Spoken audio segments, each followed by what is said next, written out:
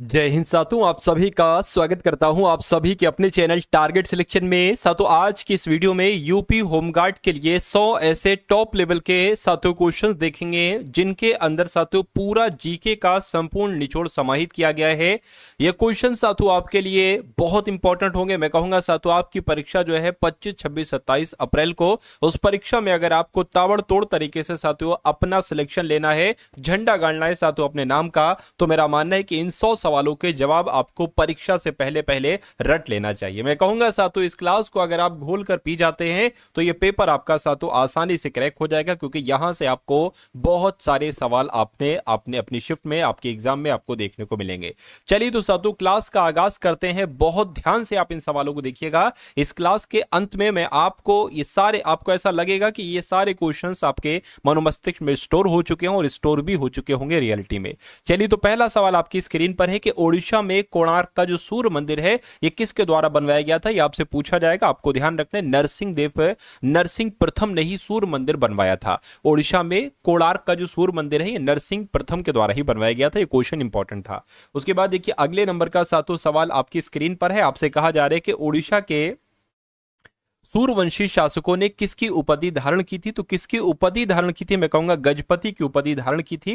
Right answer आपको option number B हो जाता है। उसके बाद देखिए इनमें से कौन सबसे कम आयु में भारतीय राष्ट्रीय कांग्रेस का अध्यक्ष बनने वाले व्यक्ति थे। तो पता सातु किनकी बात चल रही है? अबुल कलाम आजाद की बात चल रही। ये सबसे कम आयु में भारतीय राष्ट्रीय कांग्रेस के अध्यक्ष बनने वाले व्यक्ति थे, इसलिए नाम आपके लिए महत्वपूर्ण है, आप लोग सातु याद रखेंगे। चलिए उसके बाद देखिए भारतीय सुधार समिति की स्थापना किसके द्वारा की गई थी? मुझे बताइए एक बार देख के। दादा भाई नौरोजी ने भारतीय सुधार समिति की स्थापना की थी, फिरोज शाह मेहता ने, दिनशा वाचे ने, या गोपाल कृष्ण गोखले ने? तो आपको मालूम होना चाहिए दादा भाई नौरोजी ने ही भारतीय सुधार समिति की स्थापना की थी।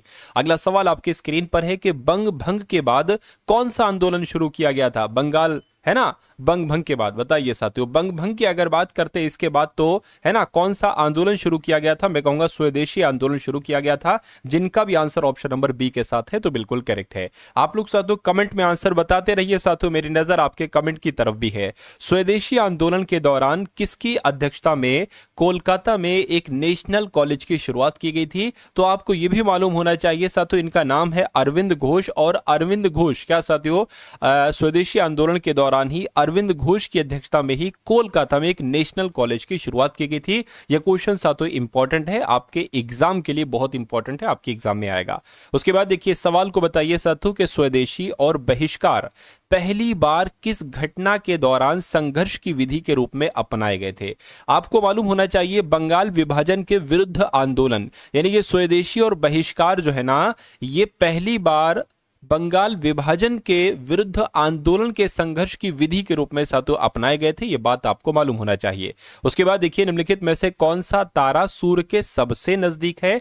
तो उसका क्या नाम है? क्या प्रॉक्सिमा सेंचुरी है जो सूर्य के सबसे नजदीक है? सीरियस है, डेनेब है, या वेटल गे यूज है? तो मैं कह सकता हूं साथियों प्रॉक्सिमा सेंचुरी वो तारा है जो सूर्य के सबसे नजदीक है, अक्सर आपके एग्जाम में पूछा जाता है। चलिए अगला सवाल आपकी स्क्रीन पर, पृथ्वी के सबसे निकट कौन सा तारा है? तो अभी आपसे पूछा गया कि सूर्य के सबसे नजदीक है कौन सा तारा, तो प्रॉक्सिमा सेंचुरी आपने बताया था। पृथ्वी के सबसे निकटतम तारा अगर आपसे पूछा जाए तो सूर्य आपको बता देना है।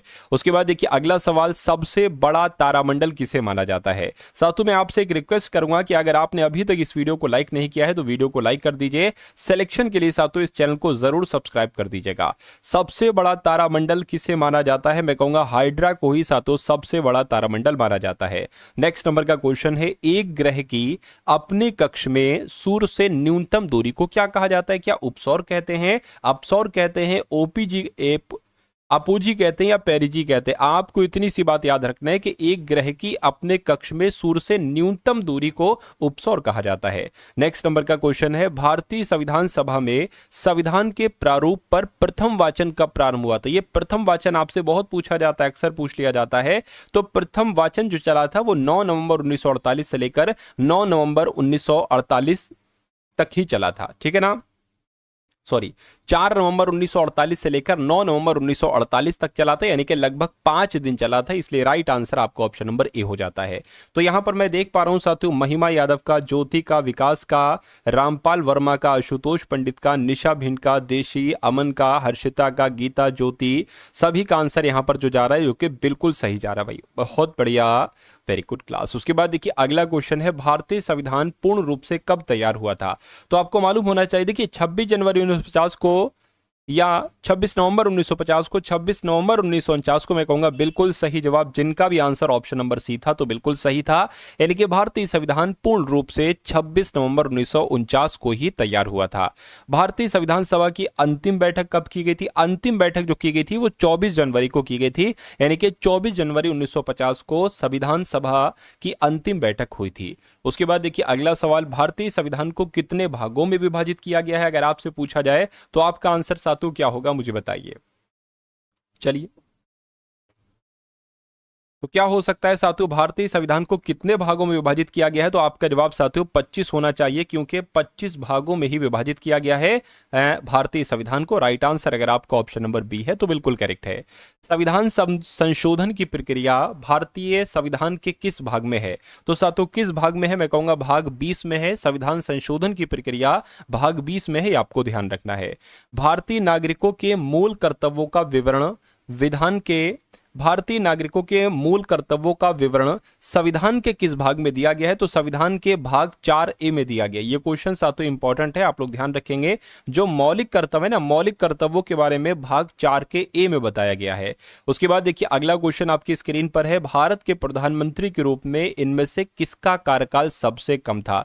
सबसे छोटा कार्यकाल, सबसे कम कार्यकाल किनका था? इनका नाम है चौधरी चरण सिंह साथियों, और भारत के प्रधानमंत्री के रूप में इनका कार्यकाल सबसे कम था। भारत का प्रधानमंत्री किसके प्रति उत्तरदायी होता है? तो लोकसभा के प्रति उत्तरदायी होता है भारत का प्रधानमंत्री। राइट आंसर अगर आपको ऑप्शन नंबर ए है तो बिल्कुल करेक्ट है। केंद्र की मंत्रिपरिषद में कितने मंत्रियों को शामिल किया जा सकता है? तो बताने की कोशिश कीजिए। लोकसभा के कुल सदस्यों के 15% को, या लोकसभा के कुल सदस्यों के 50% को, लोकसभा के सदस्यों की कुल संख्या के 10 से 15% को, या इच्छा के अनुसार? तो आपको ध्यान रखना है साथियों 15% को, यानी कि केंद्र की मंत्रिपरिषद में मैं कहूंगा लोकसभा के कुल सदस्यों की संख्या के 15% मंत्रियों को शामिल किया जाता है। राइट आंसर आपको ऑप्शन नंबर ए होगा। भारत में केंद्रीय मंत्री पद की शपथ से संबंधित प्रावधान दिए गए हैं। तो यहां पर अगर बात करें कौन सी अनुसूची की बात चल रही है साथियों, तीसरी अनुसूची की बात चल रही है। भारत में केंद्रीय मंत्री पद की शपथ से संबंधित प्रावधान जो दिए गए हैं वो तीसरी अनुसूची में दिए गए हैं। राष्ट्रीय आपदा प्रबंधन प्राधिकरण के अध्यक्ष साथियों कौन होते हैं? ये भी आपके लिए इंपॉर्टेंट है। जहां जहां इंपॉर्टेंट लिख दूं साथियों उसको आपको थोड़ा सा ध्यान पूर्वक देखना होगा, क्योंकि वो आपके एग्जाम में आएंगे। तो राष्ट्रीय आपदा प्रबंधन प्राधिकरण के अध्यक्ष साथियों प्रधानमंत्री होते हैं, ये बात आपको मालूम होना चाहिए। उसके बाद देखिए अगला सवाल आपकी स्क्रीन पर है। इस सवाल का जवाब मुझे बताइए कि लोकसभा के अधिनियमों के अंतर्गत सदन के नेता का अर्थ किससे है, यदि वह लोकसभा का सदस्य है? बताइए साथियों, क्या सदन के नेता लोकसभा के अध्यक्ष होते हैं, या लोकसभा राष्ट्रपति होते हैं, या एक तरीके से अगर बात करें लोकसभा उपाध्यक्ष या प्रधानमंत्री? मैं कह सकता हूं, और आपको भी ध्यान रखना चाहिए कि लोकसभा के अधिनियमों के अंतर्गत सदन के नेता का अर्थ प्रधानमंत्री से है, यदि वह लोकसभा का सदस्य हो। तो राइट आंसर आपको ऑप्शन नंबर डी होगा। भारत के संविधान के अनुच्छेद, किस अनुच्छेद में यह वर्णित है कि एक मंत्रिपरिषद होगी जिसका प्रमुख साथियों प्रधानमंत्री होगा? क्या आपका जवाब हो सकता है, मुझे बताइए। मैं कहूंगा अनुच्छेद 74 का ए आपके सवाल का बिल्कुल करेक्ट आंसर है। इस अनुच्छेद में क्या कहा गया है कि भैया एक मंत्रिपरिषद होगी और इस मंत्रिपरिषद का प्रधान कौन होगा? वो प्रधानमंत्री होंगे, इसलिए सही जवाब आपका ऑप्शन नंबर बी हो जाएगा। अगला क्वेश्चन आपकी स्क्रीन पर है और आपसे पूछा जा रहा है कि केंद्रीय खनन अनुसंधान केंद्र ये कहां पर स्थित है? तो आपको भी मालूम होना चाहिए ये धनबाद में स्थित है, तो धनबाद आपके सवाल का जवाब होगा। उसके बाद देखिए अगला सवाल आपकी स्क्रीन पर है। आपसे कहा जा रहा है कि केंद्रीय खाद्य प्रौद्योगिकी अनुसंधान संस्थान ये कहां पर स्थित है? तो ये कहां पर स्थित है आपसे पूछा जा रहा है, फटाफट आप लोग बता दीजिए। तो ये मैसूर में स्थित है। जो केंद्रीय खाद्य प्रौद्योगिकी अनुसंधान संस्थान है ये मैसूर में स्थित है। भारतीय हीरा अनुसंधान केंद्र कहां पर स्थित है? तो हीरा अनुसंधान केंद्र कहां पर स्थित है? मैं कहूंगा सूरत में स्थित है। सूरत आपके सवाल का जवाब होगा। हवाई द्वीप की राजधानी क्या है साथियों? तो हवाई द्वीप की राजधानी क्या है? होनोलुलु है। क्या है साथियों? होनोलुलु ही हवाई द्वीप की राजधानी है। उसके बाद देखिए डेनमार्क की राजधानी आपसे पूछी जा रही है। एक क्वेश्चन राजधानी से संबंधित आएगा ही आएगा साथियों, ठीक है ना। मुद्रा से संबंधित भी एक सवाल आएगा और राजधानी से संबंधित भी एक सवाल आएगा। तो आपको याद रखना है कि डेनमार्क की राजधानी कोपेनहेगन है। क्या है साथियों? कोपेनहेगन है। अगला क्वेश्चन देखिए रेनबिनबी किस देश की मुद्रा है? तो मुद्रा से संबंधित भी एक सवाल आएगा। तो रेनबिनबी मैंने आपको बता दिया था कि चीन की मुद्रा है। रेनबिनबी कहां, जिसके भारत में रुपया चलता है, ऐसी चीन में रेनबिनबी चलती है। उसके बाद देखिए टू स्टेटस के लेखक कौन है? चेतन भगत हैं या रोहित शर्मा है, अमीश त्रिपाठी हैं या देवदत्त पटनायक है? तो आपको यहां पर इनका नाम ध्यान रखना है। इनका नाम है चेतन भगत और ये टू स्टेटस के लेखक हैं। उसके बाद देखिए अगला सवाल है, कहा जा रहा है कि बिकमिंग शीर्षक पुस्तक के लेखक कौन है? तो इसके लेखक कौन है साथियों? बिकमिंग के आपसे पूछा जा रहा है। मिशेल ओबामा इनके लेखक हैं। बिकमिंग शीर्षक पुस्तक के लेखक कौन है साथियों? मिशेल ओबामा है। यह भी सवाल मैंने कई बार देखा है।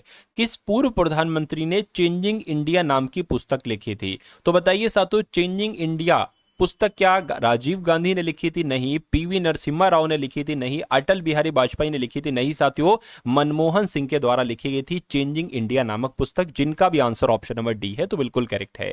धनवंतरी थे। अब ये छोटा सा सवाल है, लेकिन आपको मालूम होना चाहिए। अगर आप टारगेट सिलेक्शन से साथियों पढ़े हुए हो तो मेरा मानना है कि आपको ये सवाल का जवाब बहुत आराम से दे सकते हो, क्योंकि मैं आपको कई बार बता चुका हूं और परीक्षा में भी ये सवाल आपका आएगा।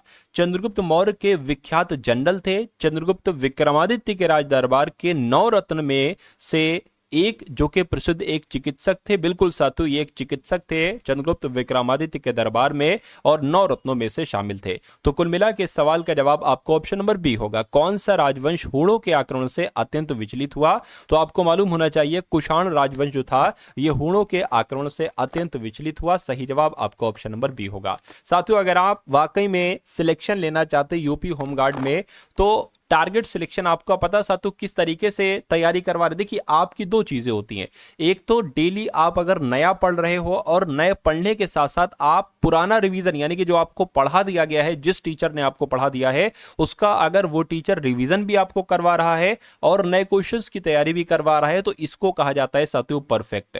अगर आप डेली नया नया पढ़ते जाएंगे तब भी नहीं सही है साथियों, पिछला आपको रिवीजन भी करना चाहिए। और ये जो 100 क्वेश्चन साथियों मैं आपके लिए डेली लेकर आता हूं, इसमें कुछ क्वेश्चंस आपके लिए रिवीजन के लिए होते हैं और कुछ क्वेश्चंस साथियों आपके नए क्वेश्चंस होते हैं जिनके आंसर आपको नहीं मालूम है।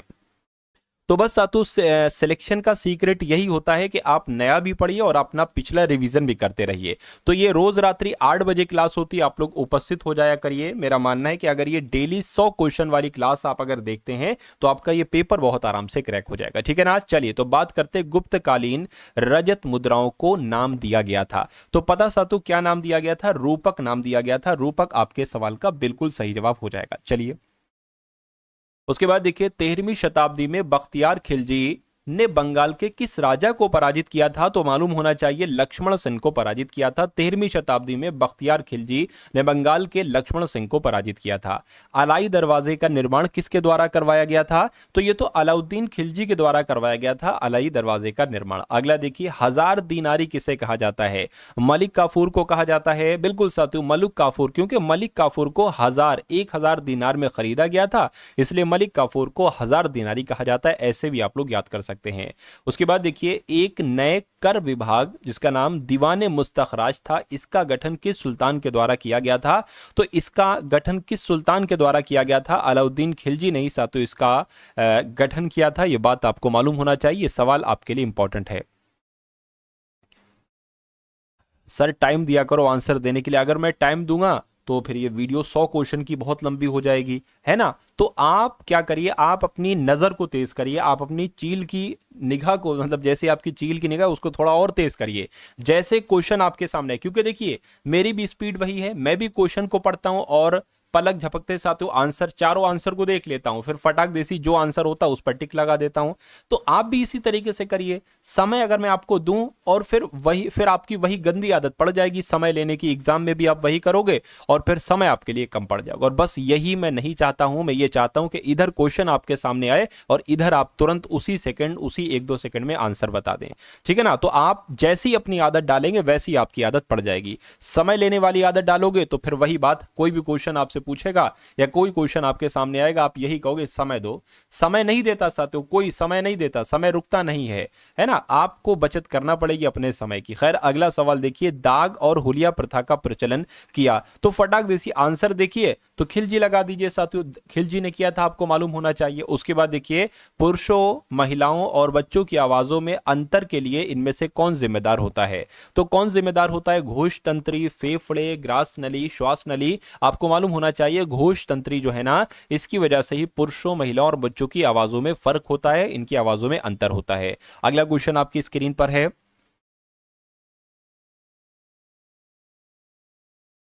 चलिए। सर आप कंप्यूटर हैं, हम मेमोरी, आप डेटा स्पीड से कॉपी कर देते हैं। अच्छा भाई, चलिए। एक सामान्य मानव कान इतनी सीमा तक, यानी कि कितनी सीमा तक ध्वनियां सहन कर सकता है? ये सवाल कई बार आपके एग्जाम में भी आ चुका है और इसको मैं भी आपको कई बार करवा चुका हूं। तो 80 डेसिबल की अगर ध्वनि आपके आसपास आ रही है तो आप उसको नॉर्मली सहन कर लेंगे, लेकिन अगर इससे तेज हुई फिर वो असहनीय आपके लिए हो जाएगी। उसके बाद देखिए, स्त्री वाणी और पुरुष वाणी को पहचानने की ध्वनि की विशेषता कहते हैं, इसको क्या कहा जाता है? इसको स्वर कहा जाता है, इसको पिच कहा जाता है। ये बात आप लोग ध्यान रखेंगे साथियों। अगर वीडियो लाइक नहीं की तो तुरंत लाइक कर दीजिए साथियों, आपसे कहना ना पड़े, बिना कहे अगर आप वीडियो को लाइक कर देते हैं तो मुझे बहुत अच्छा लगता है, मुझे कहना ना पड़ा करे। उसके बाद देखिए साथियों, ध्वनि के उत्पादन और संचरण के अध्ययन को क्या कहा जाता है? तो इसको फोटोनिक्स तो नहीं कहते हैं, एस्ट्रोफिजिक्स भी नहीं कहते हैं, इसको एकाउस्टिक्स कहा जाता है, यानी कि ध्वनि के उत्पादन और संचरण के अध्ययन को एकाउस्टिक्स कहा जाता है। उसके बाद देखिए, मेंडलीफ की आवर्त सारणी में 36 पंक्तियों को निम्नलिखित में से क्या कहा जाता है? तो इसको क्या कहा जाता है साथियों? आवर्त कहा जाता है। तो आवर्त आपके इस क्वेश्चन का जवाब होगा। उसके बाद देखिए, अगला सवाल है, आवर्त सारणी किसने तैयार की थी? ये अच्छा और इंपॉर्टेंट और आपके एग्जाम में आने वाला सवाल है। आवर्त सारणी को किसके द्वारा तैयार किया गया था? मैं कहूंगा मेंडलीफ के द्वारा ही साथियों आवर्त सारणी को तैयार किया गया था। अगला सवाल आपकी स्क्रीन पर है, निम्नलिखित में से कौन सा तत्व एक एक्टिनाइड है? क्या साथियों, निम्नलिखित में से कौन सा तत्व एक एक्टिनाइड है? आपसे पूछा जा रही है, ये कुछ नहीं है साथियों। तो आपको मालूम होना चाहिए, क्यूरियम की अगर बात करें तो ये एक ऐसा तत्व है जो कि एक एक्टिनाइड है। अगला देखिए, निम्नलिखित में से कौन सा एक तत्व लेंथेनाइड है? तो इनमें से कौन सा तत्व लेंथेनाइड है? मैं कहूंगा जो सीरियम है ना साथियों, ये एक लेंथेनाइड है। सही जवाब आपका ऑप्शन नंबर सी हो जाएगा। अगला सवाल, अपनी आवर्त सारणी में मेंडलीफ किसको एक सही स्थान प्रदान नहीं कर सके? तो यह सवाल आपके एग्जाम में आएगा, तो आपको हाइड्रोजन लगा देना, यानी कि अपनी आवर्त सारणी में मेंडलीफ साहब हाइड्रोजन को सही स्थान प्रदान नहीं कर सके। राइट आंसर आपका ऑप्शन नंबर डी हो जाता है। ये मुझे बताइए कि अष्टक सिद्धांत साधु किसके द्वारा दिया गया था? क्या अष्टक सिद्धांत लेवेजियर के द्वारा दिया गया था, मेंडलीफ के द्वारा दिया गया था, न्यूलैंड्स के द्वारा दिया गया था, या डोबेरनियर के द्वारा दिया गया था? आपको मालूम होना चाहिए न्यूलैंड्स के द्वारा दिया गया था। न्यूलैंड्स आपके सवाल का जवाब हो जाएगा। उसके बाद देखिए, अगला सवाल आपकी स्क्रीन पर है, कार्बन ग्राफीन है, बोरॉन का समस्थानिक, लोहे का एक मिश्र धातु? नहीं, कार्बन का प्रूफ बिल्कुल साथियों, कार्बन का प्रूफ है। ग्राफीन की अगर बात करें, कार्बन का प्रूफ है। आवर्त सारणी में ऐसे कितने तत्व हैं कि प्रत्येक तत्व के नाम के लिए एक ही अक्षर है जो कि प्रतीकात्मक रूप से उसका प्रतिनिधित्व करता है? तो आपका जवाब साथियों क्या होगा, बताइए। आवर्त सारणी में ऐसे कितने तत्व हैं? तो मैं कहूंगा आवर्त सारणी में ऐसे 14 तत्व हैं कि प्रत्येक तत्व के नाम के लिए एक ही अक्षर है जो प्रतीकात्मक रूप से उसका प्रतिनिधित्व करता है, जैसे बी के लिए बोरॉन, सी कार्बन, ठीक है ना। तो ये साथियों 53 क्वेश्चंस मैंने देखे। अच्छा, अब मैं आपको पता क्या करवाने वाला हूं? अब मैं आपको करंट अफेयर के क्वेश्चन करवाने वाला हूं। 1 मिनट थोड़ा सा आप अगर रुकेंगे तो वो क्वेश्चंस मैं यहां पर से निकाल लेता हूं साथियों। चलिए,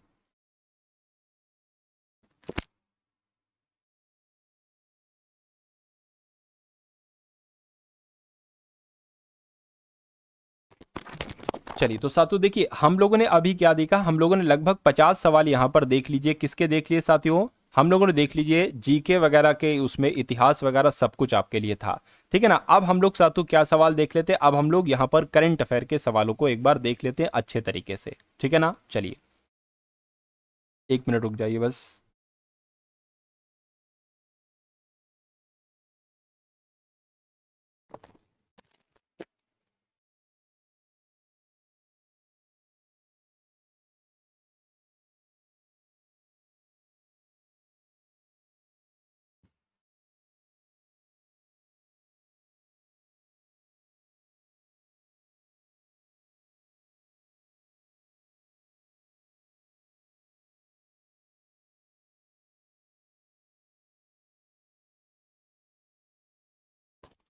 तो लगभग कुछ क्वेश्चंस हम लोग यहाँ पर करंट अफेयर के देख लेते हैं। अच्छा, ये सवालों की अगर बात करते हैं, ये 2026 के जो इंपॉर्टेंट क्वेश्चंस आपके बनते हैं वो मैं आपके लिए यहाँ पर लेकर आया हूँ। चलिए, तो पहला सवाल है कि इसरो ने गगनयान ड्रोन पैराशूट का सफलतापूर्वक परीक्षण कहां पर किया है? तो साथियों कहां पर किया है? चंडीगढ़ में किया है। राइट आंसर आपका ऑप्शन नंबर ए होगा। सबसे कठोर शीतकालीन चरण चिल्लई कला कहां शुरू हुआ? क्या ये लद्दाख में शुरू हुआ है, सिक्किम में, जम्मू कश्मीर में? तो आपको मालूम होना चाहिए जम्मू कश्मीर में शुरू हुआ है सबसे कठोर शीतकालीन चरण चिल्लई कला।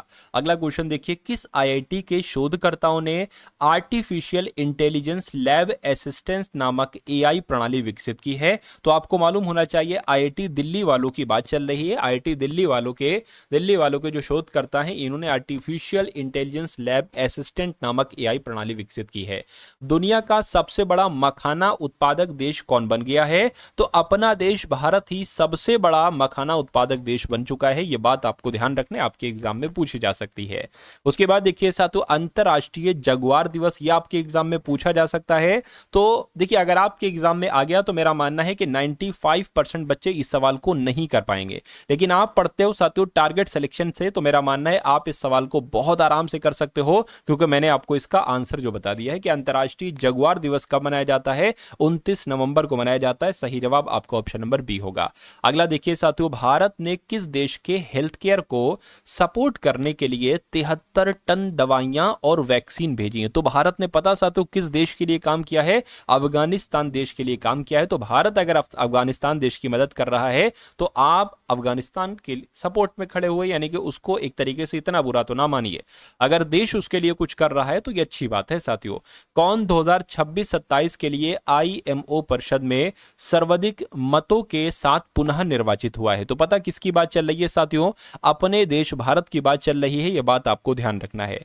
उसके बाद देखिए अगला सवाल है, इंडियन ऑफ द ईयर 2025 से सम्मानित किया गया है। तो किसको सम्मानित किया गया है? जय शाह को इंडियन ऑफ द ईयर 2025 से सम्मानित किया गया है। यह भी इंपॉर्टेंट क्वेश्चन था। उसके बाद देखिए साथियों, सामाजिक बदलाव के लिए किस आईआईटी ने नवंबर 2025 में इंपैक्ट राइज पहल शुरू की है? तो आपको मालूम होना चाहिए साथियों, आईआईटी खड़गपुर की अगर बात करते हैं तो सामाजिक बदलाव के लिए आईआईटी खड़गपुर ने नवंबर 2025 में इंपैक्ट राइज पहल शुरू की है। अगला क्वेश्चन देखिए, किस देश ने सुरक्षा कारणों के लिए 10 महीनों की स्वैच्छिक मिलिट्री सर्विसेज शुरू करने की घोषणा की है? तो यह घोषणा फ्रांस देश ने की है, यानी कि फ्रांस देश ने सुरक्षा कारणों के लिए 10 महीनों की स्वैच्छिक मिलिट्री सर्विस शुरू करने की घोषणा की है। यह आपको मालूम होना चाहिए। उसके बाद देखिए अगला सवाल आपकी स्क्रीन पर है, जारी एनिमल हस्बेंड्री स्टैटिस्टिक्स 2025 के अनुसार दुनिया में सबसे ज्यादा दूध उत्पादक देश कौन सा बन चुका है? पता साथियों किसकी बात चल रही है? अपने देश भारत की बात चल रही है। यानी कि एनिमल हस्बेंड्री स्टैटिस्टिक्स के अनुसार दुनिया में सबसे ज्यादा दूध उत्पादक वाला देश अपना देश भारत बन गया है। यह सवाल इंपॉर्टेंट था, तो आपको ध्यान रखना है, आपके एग्जाम में आ सकता है, ठीक है ना। उसके बाद देखिए साथियों, जो लोग भी आंसर बता रहे हैं बहुत अच्छी बात है साथियों, कोशिश करिए कमेंट में आपको आंसर बताना है। वो सही हो वो अलग बात है, वो गलत हो वो अलग बात है ना। आंसर आप लोग कमेंट करते रहिएगा। चलिए अगर बात करते हैं, वैश्विक क्रेडिट रेटिंग एजेंसी मूडीज ने वित्त वर्ष 2025-26 के लिए जीडीपी वृद्धि दर कितने प्रतिशत रहने का अनुमान लगाया है? तो साथियों 7% रहने का अनुमान लगाया। किसने? मूडीज ने 2025-26 के लिए जीडीपी वृद्धि दर 7% रहने का अनुमान लगाया है। अगला सवाल देखिए, 2025 से 2029 के कार्यकाल के लिए यूनेस्को के कार्यकारी बोर्ड में पुनः निर्वाचित हुआ है? तो मैं कह सकता हूं साथियों अपना देश भारत निर्वाचित हुआ है। भारत आपके सवाल का बिल्कुल सही जवाब है। उसके बाद देखिए, भारत ने किस देश में चक्रवात राहत के लिए ऑपरेशन सागर बंधु शुरू किया है? मुझे बताइए। तो आपको यहां पर भी मालूम होना चाहिए साथियों, भारत ने श्रीलंका देश में चक्रवात राहत के लिए ऑपरेशन सागर बंधु शुरू किया है। सही जवाब आपका ऑप्शन नंबर सी होगा। और किस देश ने सुरक्षा आपातकाल की घोषणा की है? तो अभी हाल फिलहाल की बात है, नाइजीरिया देश ने साथियों सुरक्षा आपातकाल की घोषणा की है, इसको घोषित किया है। राइट आंसर आपका ऑप्शन नंबर बी हो जाता है। उसके बाद देखिए, अगला सवाल है, एशिया की सबसे खराब प्रदर्शन करने वाली मुद्रा कौन सी बनी है? तो पता साथियों रुपया बनी है, यानी कि पूरे एशिया की सबसे खराब प्रदर्शन कर रही है साथियों रुपया। रुपया कई सारे देशों की मुद्रा है ना, सिर्फ भारत की थोड़ी ना, कई सारे देशों की है। लाल ग्रह दिवस कब मनाया जाता है बताइए? अक्सर अजीब गरीब टाइप के दिवस पूछ लिए जाते हैं, बच्चा वही कर पाता है इन सवालों को जो अच्छे तरीके से पढ़ाई करता है, एक बेहतरीन चैनल के माध्यम से साथियों पढ़ाई करता है। और आपको वो सारे क्वेश्चंस करवाए जा रहे हैं साथियों जिस टाइप के करंट अफेयर के क्वेश्चंस अक्सर एग्जाम में पूछे जाते हैं, यानी कि जो भी अपने आपके पिछले एग्जाम हो चुके हैं उसमें कैसे करंट अफेयर के सवाल पूछे गए हैं, ये पूरा विश्लेषण वगैरह किया जाता है, उसके बाद इन सवालों को तैयार किया जाता है साथियों, है ना। तो आपके जो सवाल आएंगे वो यही आएंगे, कहीं ऊपर नीचे या आगे पीछे सवाल नहीं आएंगे, यही डिक्टो आपको सवाल देखने को मिलेगा। अगर यकीन ना हो तो मैच करा लीजिएगा साथियों जब एग्जाम हो जाए। लाल ग्रह दिवस कब मनाया जाता है? आपको मालूम होना चाहिए साथियों 28 नवंबर को लाल ग्रह दिवस मनाया जाता है। उसके बाद देखिए साथियों, वर्ल्ड जियो जित्सु चैंपियनशिप में भारत की जोवाना डी सेकेरा ने कौन सा पदक जीता है? तो इन्होंने साथियों कांस्य पदक जीता है। कांस्य आपके सवाल का बिल्कुल सही जवाब हो जाएगा। अगला सवाल आपकी स्क्रीन पर है, यानी कि किस देश के वैज्ञानिकों ने कैंसर को डिकोड करने के लिए एआई टूल ऑनकोमार्क विकसित किया है? तो ये बहुत इंपॉर्टेंट क्वेश्चन है, किस देश के वैज्ञानिकों ने कैंसर को डिकोड करने के लिए एआई टूल ऑनकोमार्क विकसित किया है? तो ये बात अपने भारत देश की चल रही है, इसलिए मैं कहूंगा ये सवाल आपके लिए इंपॉर्टेंट होगा, आपको ध्यान रखना चाहिए। उसके बाद देखिए, मंगल ग्रह के क्रेटर का नाम बताइए। मंगल ग्रह के क्रेटर का नाम ये किस भारतीय भूवैज्ञानिक के नाम पर रखा गया है? तो ये एम.एस. श्रीकृष्ण के नाम पर रखा गया है मंगल ग्रह के क्रेटर का नाम, ठीक है ना। अगला सवाल देखिए, global brand of the year जीतने वाली पहली भारतीय कौन बनी है? तो इनका नाम सातु क्या है, ये बात आपसे पूछी जा रही है, मुझे बता दीजिए। मैं कहूंगा सातु केमिकारा इनका नाम है, और global brand of the year जीतने वाली पहली भारतीय केमिकारा ही बनी है। उसके बाद देखिए, किस राज्य में आधार कार्ड अब जन्म प्रमाण पत्र या जन्मतिथि के प्रमाण के रूप में स्वीकार नहीं किया जाएगा? तो ये काम कहां पर हुआ है? ये काम अपने उत्तर प्रदेश में हुआ है। तो उत्तर प्रदेश आपके सवाल का जो होगा वो बिल्कुल सही और सटीक जवाब हो जाएगा। भाई बहुत बढ़िया, वेरी गुड क्लास। चलिए, तो साथियों रोज आप लोग समय से आ जाया करिए, है ना, रात्रि 8 बजे आप लोग आ जाया करिए। कुमारी कमला 91 वर्ष की आयु में इनका निधन हुआ है साथियों, वो कौन थी? तो आपको ये भी मालूम होना चाहिए, वो एक नृत्यांगना थी। नृत्यांगना आपके सवाल का जवाब होगा। कौन भारतीय क्रिकेटर क्रिकेट टीम का ऑफिशियल कलर पार्टनर बन चुके हैं? मैं कहूंगा एशियन पेंट्स की अगर बात करें तो यही भारतीय क्रिकेट टीम का ऑफिशियल कलर पार्टनर बन चुका है एशियन पेंट्स। अगला देखिए, इंटरनेशनल मॉनिटरिंग फंड ने वित्त वर्ष 2025-26 के लिए जीडीपी वृद्धि दर कितने प्रतिशत रहने का अनुमान लगाया? तो अभी मैंने आपको बताया था मूडीज का, उसने लगभग 7% रहने का अनुमान लगाया है जीडीपी। अब मैं आपको बताता हूं अंतरराष्ट्रीय मुद्रा कोष के बारे में, यानी कि आईएमएफ के बारे में, इसने 6.6% रहने का अनुमान लगाया है जीडीपी वृद्धि दर, इसलिए सही जवाब आपको ऑप्शन नंबर बी हो जाता है। अगला देखिए, दक्षिण पश्चिम बंगाल की खाड़ी में बने चक्रवाती नफान हितवा को किस देश ने नाम दिया है? तो इसको जो नाम दिया है साथियों वो यमन देश ने दिया है। नफान हितवा नाम जो दिया है वो यमन देश ने दिया है। अगला देखिए, भारत और किस देश के बीच MH-60R नौसेना हेलीकॉप्टर के लिए 7900 करोड़ का सौदा हुआ है? तो यहां पर अगर बात करते हैं साथियों, आपका जवाब जो जाएगा वो अमेरिका के साथ जाएगा, यानी कि भारत और अमेरिका देश के बीच MH-60R नौसेना हेलीकॉप्टर के लिए 7900 करोड़ का सौदा हुआ है। किस देश ने विश्व के सबसे बड़े न्यूट्रिनो डिटेक्टर JUNO का निर्माण पूरा किया है? तो यह काम पूरा किया है साथियों चीन देश ने। तो चीन आपके सवाल का जवाब होगा। अगला देखिए,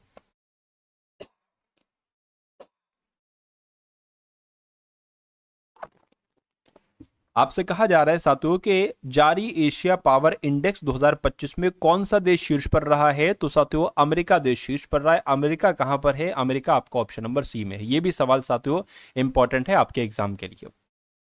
एशिया पावर इंडेक्स 2025 में अमेरिका देश शीर्ष पर रहा है। और एशियन डेवलपमेंट बैंक द्वारा किस राज्य की ग्रामीण और जलवायु सुरक्षित सड़कों के लिए 400 मिलियन डॉलर की स्वीकृति दी गई है? तो पता साथियों किसकी बात चल रही है? क्या आपका जवाब हो सकता है? तो महाराष्ट्र आपके सवाल का बिल्कुल करेक्ट आंसर हो जाता है। नेक्स्ट नंबर का सवाल आपकी स्क्रीन पर है, देखिए और बताइए आपका जवाब क्या होगा। आपसे कहा जा रहा है कि किसे कॉमनवेल्थ गेम्स 2030 की मेजबानी मिली है? तो भारत देश को, चीन देश को या श्रीलंका देश को? तो आपको यहां पर मालूम रखना है साथियों, भारत देश की बात चल रही है।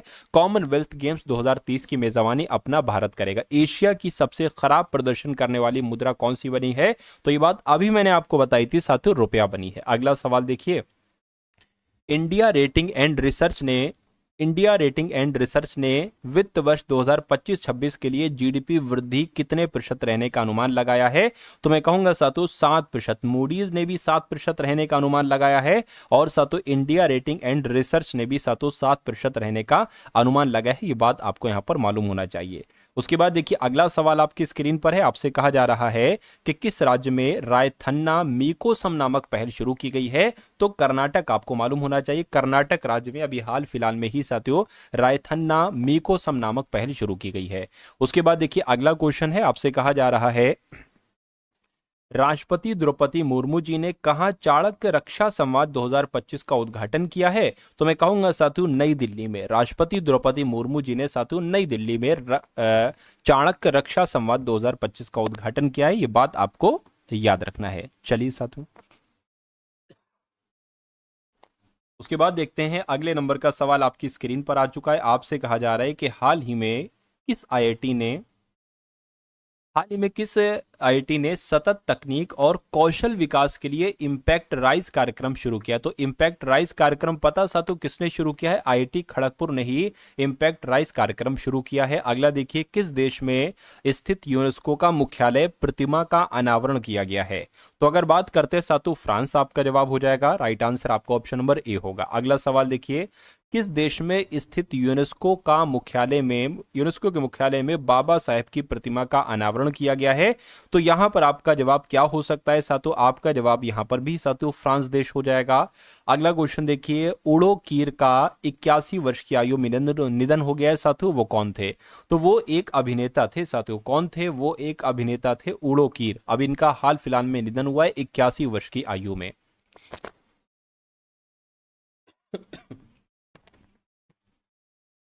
आंसर नहीं दिख रहा है? आंसर तो देखना भी नहीं आपको। देखिए इसका आंसर नीचे है, काफी नीचे। देखिए अभी तक मुझे नहीं दिखा है ना? तो आंसर ऐसा होता है, टाइपिस्ट कभी कभी क्या गलती कर देता है, कभी कभी ऊपर देखिए इसमें जैसे कि वो उसने ऊपर टाइप कर दिया आंसर, है ना? इसमें सही, इसमें भी ऊपर थोड़ा कर दिया है, लेकिन इसमें उसने सही किया है। इसमें काफी नीचे देखिए, ए अभी भी नहीं दिखा, अभी भी नहीं दिखा, बहुत ज्यादा नीचे। तो ये सही है सवाल।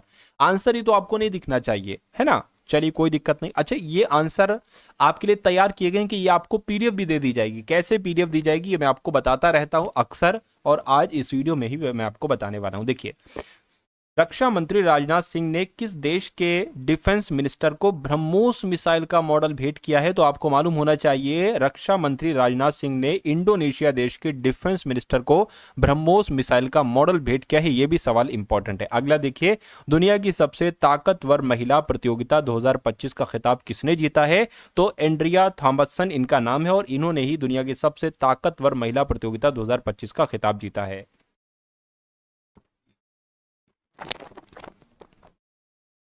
उसके बाद देखिए, भारत का पहला निजी कक्षीय रॉकेट विक्रम प्रथम किसने लॉन्च किया है? तो मैं कह सकता हूं सातु, विक्रम प्रथम की अगर बात करें तो यह अपने नरेंद्र मोदी साहब ने ही सातु लॉन्च किया है। अगला देखिए, भारत का पहला निजी कक्षीय रॉकेट विक्रम प्रथम किसने लॉन्च किया है? तो मैंने आपको बताया नरेंद्र मोदी साहब ने। 25वें ग्रीष्मकालीन डेफ ओलंपिक में भारतीय एथलीटों ने कितने पदक जीते हैं? तो कितने पदक जीते हैं साथियों? 20 पदक जीते हैं। 20 आपके सवाल का जवाब हो जाएगा। उसके बाद देखिए, अगला सवाल आपकी स्क्रीन पर है। आपसे कहा जा रहा है, ये कट वाला सवाल है साथियों, ऊपर की सारी चीजें कट हो चुकी हैं। किस राज्य सरकार ने 3 नए जिलों के गठन को मंजूरी दी है, ये आपसे यहाँ पर पूछा जा रहा है। तो मैं कहूंगा साथियों, ये काम आंध्र प्रदेश ने किया है। आंध्र प्रदेश सरकार ने 3 नए जिलों के गठन को मंजूरी दी है। उसके बाद देखिए, किसने अपना चौथा डेविस कप खिताब जीता है, तो मैं कहूंगा इटली देश ने अपना चौथा डेविस कप खिताब जीता है। महिलाओं के खिलाफ हिंसा उन्मूलन के लिए अंतर्राष्ट्रीय दिवस कब मनाया गया है, तो ये दिवस साथियों 25 नवंबर को मनाया गया है, महिलाओं और के खिलाफ हिंसा उन्मूलन के लिए अंतर्राष्ट्रीय दिवस।